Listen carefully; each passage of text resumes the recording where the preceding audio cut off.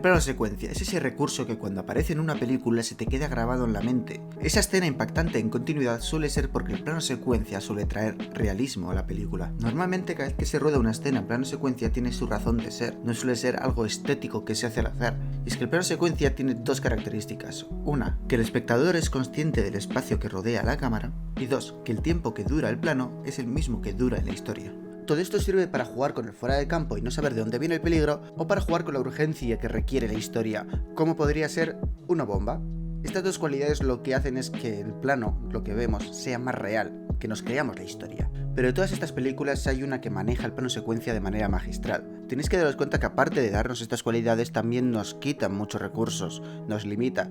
No podemos acercarnos para marcar cierta reacción o cierta acción de personaje o algún detalle que sea importante para la historia. Como director o directora tienes que ingeniártelas para mover la cámara de manera sutil para marcar esos detalles que necesita la historia.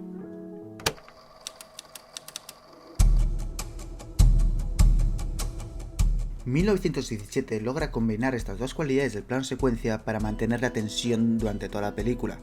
Los primeros minutos de la película sirven para mostrarnos el que va a ser el protagonista, aunque más adelante esto cambia. Podemos ver cómo la cámara se detiene en los momentos clave del personaje. Blake es un personaje muy apegado a su familia y cuando se entera que su hermano está en peligro corre a salvarlo. Estos momentos de debilidad, de confusión, de ira, son los que marca la cámara posicionándole delante de ella y dejando a Scofield en un segundo plano. De esta manera desde la cámara ya nos está indicando en qué personaje debemos fijarnos y cuáles son las preocupaciones que éste tiene. Pero si os soy sincero, Blake no es el protagonista y la cámara no nos lo señala como tal. Esto es lo que yo creía al principio cuando vi la película por primera vez, pero tras analizarla me di cuenta de que la cámara no deja de enfocarnos a Scofield.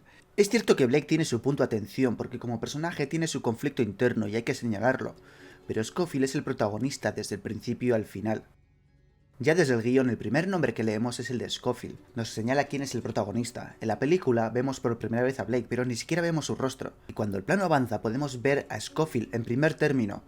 La cámara se posiciona en su punto de vista. Cuando les dan la misión lo lógico es posicionarse en el punto de vista de Blake, porque es su hermano al que tiene que salvar. Pero la cámara nos posiciona con Scofield. Está asustado y no quiere formar parte de esto porque no tiene ningún apego con el hermano de Blake. No necesita salvarlo, de hecho no quiere salvarlo.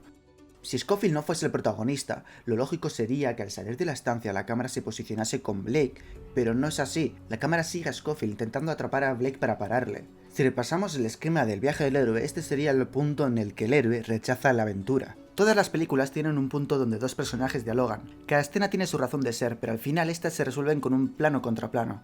En esta película que está realizada en plano secuencia, esto no se puede hacer, y más si tenemos en cuenta dónde se sitúa la mayor parte de la película, en trincheras que son pasillos estrechos donde la cámara no tiene mucho espacio para moverse. Del mismo modo en los diálogos también hay que puntuar ciertas reacciones o diálogos que hacen los personajes, porque son importantes para la historia. Por ejemplo, en la red social, en el momento en el que mencionan los Final Club, el plano cambia de escala, porque ese es el objetivo de Mark, y así nos lo hace saber desde la cámara.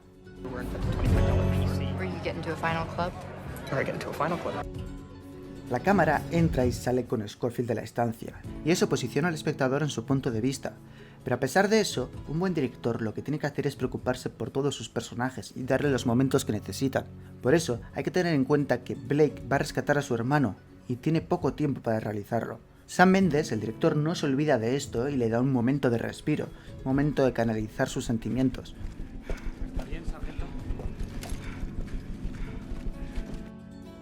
Si después de este momento seguimos leyendo el guión, podemos ver cómo Blake le pregunta por la batalla en la que estuvo Scofield, un tema muy delicado porque resalta el conflicto interno de este.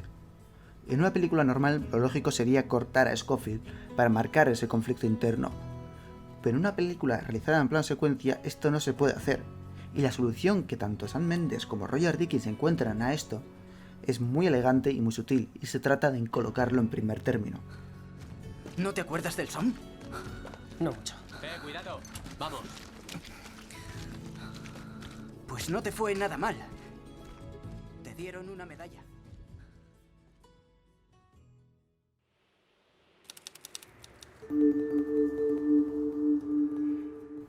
Antes de leer el guión hay una nota que explica que este ha sido diseñado para ser grabado en plano secuencia.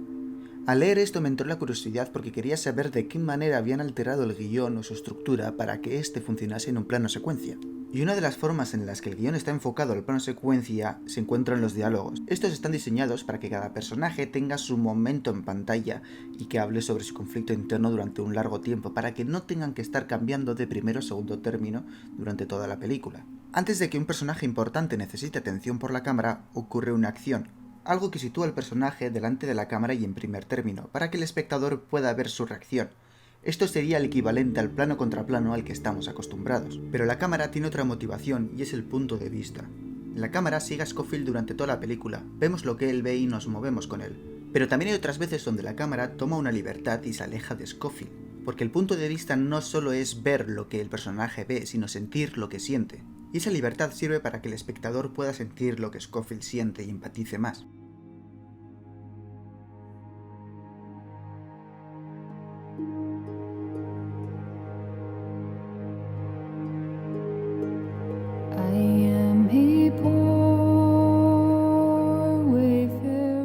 Después de salir del agua, Scofield se mueve lentamente porque está cansado.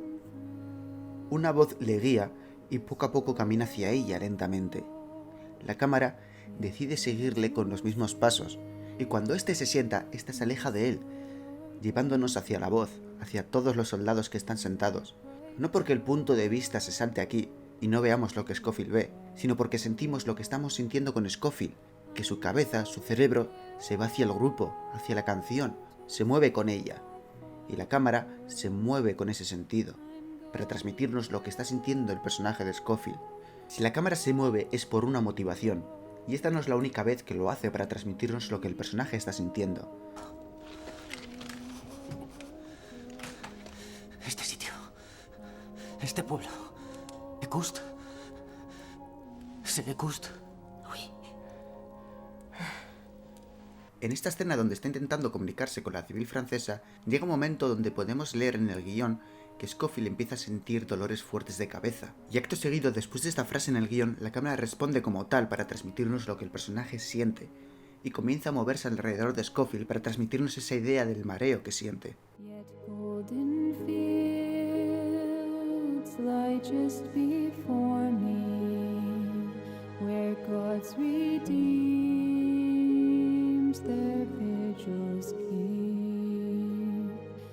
La manera en la que Roger Deakins y Sam Mendes resuelven esta película en un plano secuencia es increíble, y más si tenemos en cuenta las limitaciones que tiene grabar una película entera en plano secuencia.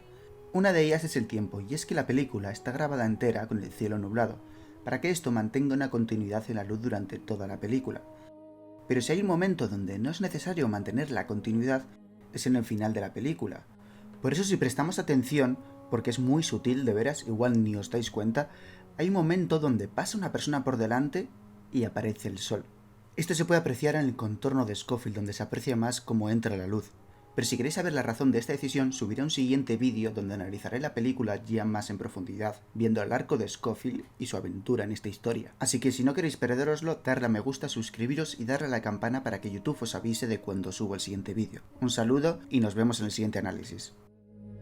While traveling through this world of war,